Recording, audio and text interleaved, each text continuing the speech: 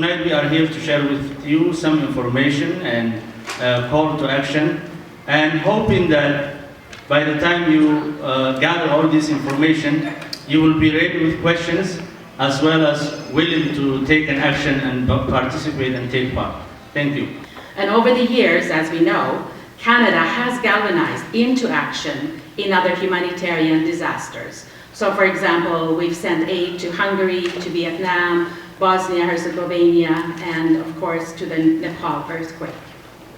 And in 1986, the United Nations awarded Canada the Nansen Medal for its outstanding humanitarian tradition of settling refugees. And so far, Canada is the only nation that has received such an award. So Canada has a history of being an example of a nation that is driven by humanitarian values of compassion and fairness. Back in 2011, the number of Syrians who were living inside Syria were 22.5 million. So just imagine, 22.5 million. As the Syrian crisis started in 2011, we're now in the 5th year, so we're starting the 5th year. There are around 11.5 million people who are in need. That's a little bit more than 50% of the population. We're talking about more than 7 million who are internally displaced inside Syria. And we're talking about more than 4.5 million who are considered to be refugees outside of Syria.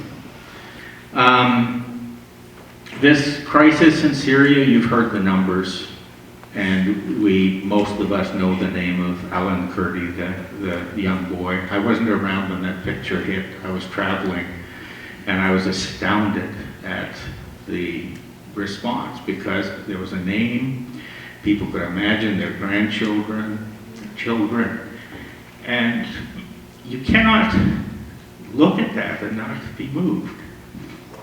And so we need to ask ourselves, what would we want if we were in that situation? And we would want people to care for us. When I became a refugee from Afghanistan, it took me 2.5 months first to run away from the war zone. I was in university. I came and took my family, a young family. At that time I had a newborn. She was only 3.5 months. I think she's somewhere I cannot see anyone here, so I'm blinded by the light. So we ran away from the main war zone to a small town. The town was about 1,200 people, and there was 11,000 people refuged to that town because it was safe. But unfortunately, we were not safe after about 2.5 weeks when the Taliban came to that village and killed randomly anyone they caught. So we ran again through the mountains.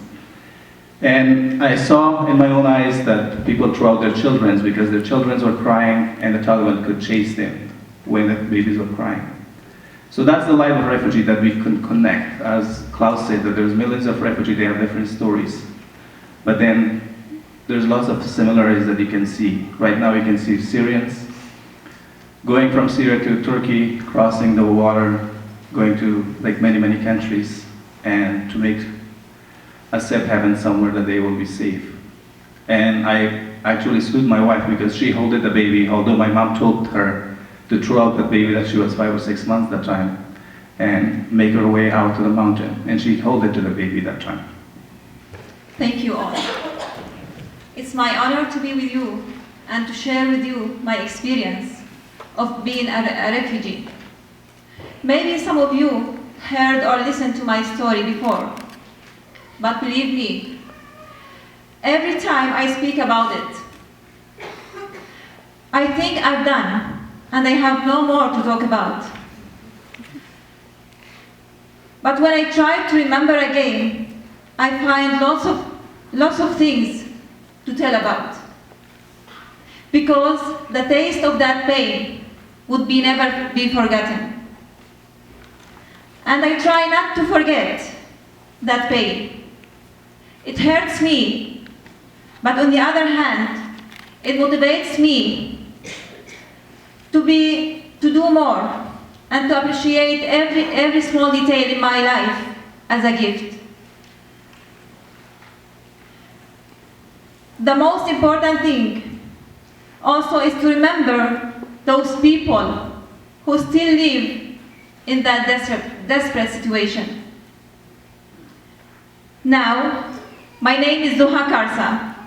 I am originally from Syria. My city is Aleppo.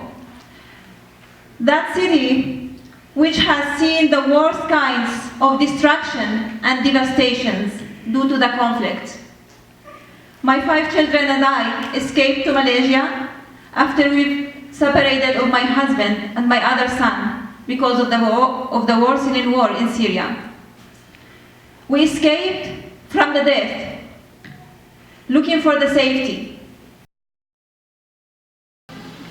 Getting in the plane for the first time was really scary, especially when I was looking at my parents and my young brother and sisters. In my heart, I had this feeling that I would never forget in my life. Or I imagine I thought it was just a dream, but it was reality. The plane was in front of us, waiting for us to get in. It was really hard to leave my friends because in the camp I was starting to feel like I fit in, and it was really hard for me to leave my friends.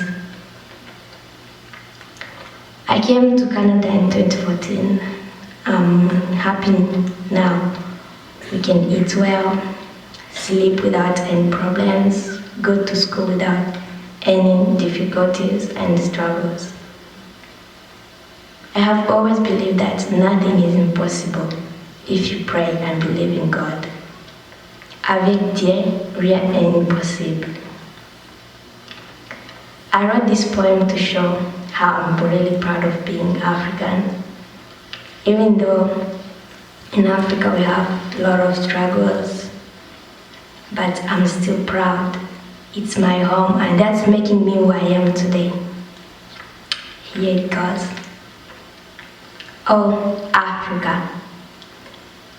When I'm in the forest, I feel like I'm the shortest. Every time I look at trees, I always feel like I'm free. Every time it rains, I feel like I'm in a plane. Whenever I go out to play, it seems like I can't miss a day. Anytime I eat food, I'm always in a good mood. I'm proud to be African, and I will always be. Thanks.